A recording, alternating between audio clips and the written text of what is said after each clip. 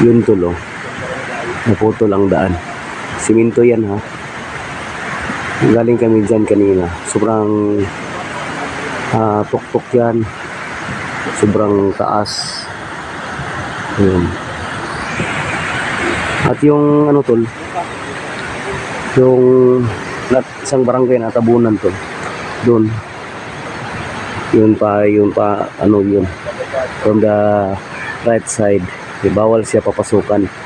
Kinukordonan ng mga pulis, sundalo. Marami nakabantay dyan. Yun.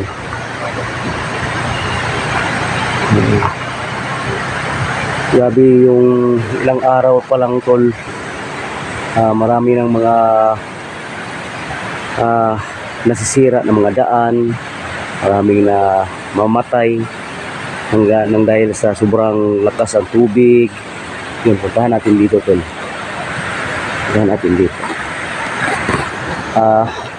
Grabe talaga tol yung nangyari. Bago lang tol. Sa Bako.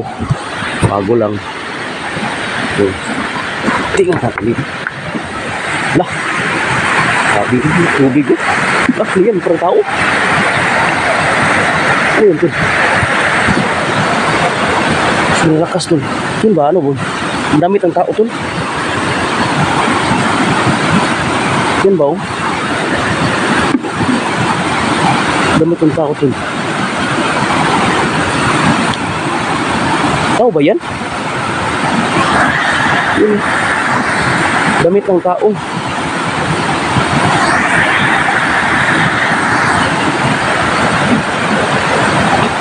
Tingnan natin.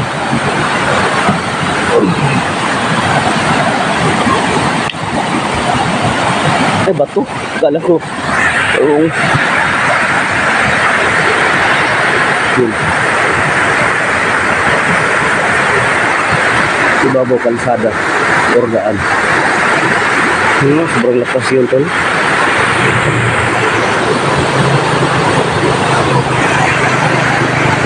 Sama ko Mr. Swabi.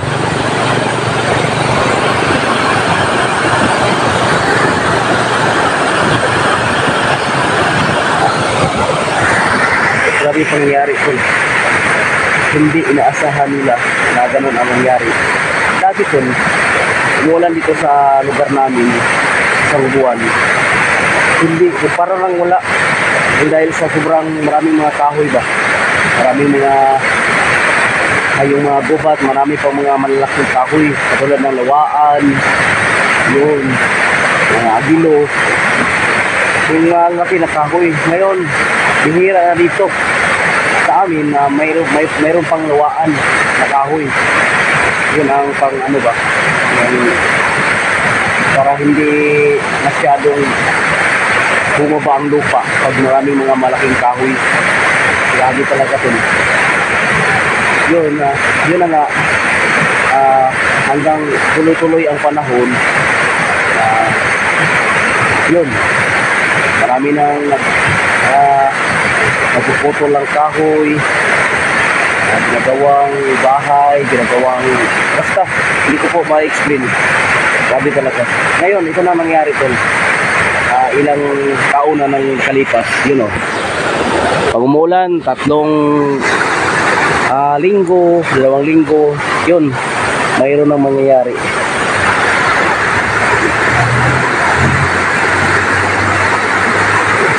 Yun, kawawa talaga. At yung sapa na tol, ito ang sapa to si ibabaw. Yun. Ito ang sapa si ibabaw na katulad dito, bundok. At yung lupa na ano ba, na punta sa gitna ng sapa, sa gitna ng sapa. Pagkatapos yung tubig overflow. Pagkatapos malalalim yung tubig maghanap ng daan. Ito na. Hindi siya katulad noon yung tubig na puti. Sobrang dumi yung tubig na yun. Maraming lupa ang nakasabay. Ayun. Isa itong malaking gubat. Yun. Wala nang mga malaking kahoy, wala na. Ito ang tinatawag na masara. Masara. Ito ay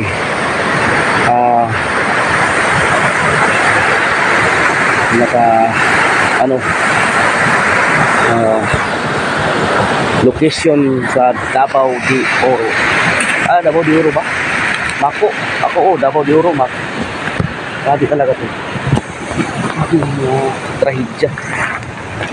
Yung pangyayari dati sa lugar na yan, na times 2 ba? Times 2. Sabi nung interview ko, times 2. Sa sobrang maraming mga ano dito, tinatawag na gold. Mas madali dito makakita ng pera. Pag makapasok ka sa loob, magkakarga ka lang ng graba, makapera ka na, makabili ka ng bigas. Dito marami ng mga tao. Yun na nga, ito na siguro ang panahon to no, na maraming mga gold ang kanilang nakuha, maraming mga bulawan. Siguro ito na ang ito na ang panahon na ano ba tinatawag na sukli ba? Sukli anong tinatawag? Sinusuklian? Yung buwis ba? Yung kapalit. Kapalit. Kapalit mo. Ang maraming gold, ang kapalit ito na. Marami na mga taong na namamatay. Oo. Yun. Suklian sa kalikasan tol. Oo. Yun tol. Pababa kami tol, pababa. Hanap kami ng tulugan namin tol. Hirap talaga matulog dyan. Wala kaming dalang tent. Hindi namin inaasahan tol, nakarating kami dito tol no. Gusto lang namin na makapunta dito para makita ninyo tol kung ano ang sitwasyon sa location na to. Napaka sobrang hirap, lalo na sa may mga pamilya na biktima. Nabutan kami ng gabi dito.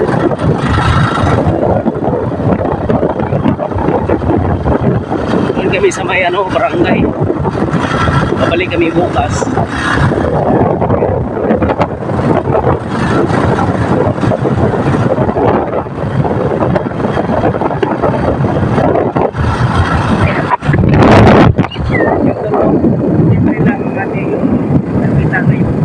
Dahil hindi namin inaasahan, hindi namin mapunta sa loob dahil sa sabi ng pulis kanina na interview ko na bawal dahil ang trabaho doon sa loob, may 6 na bako,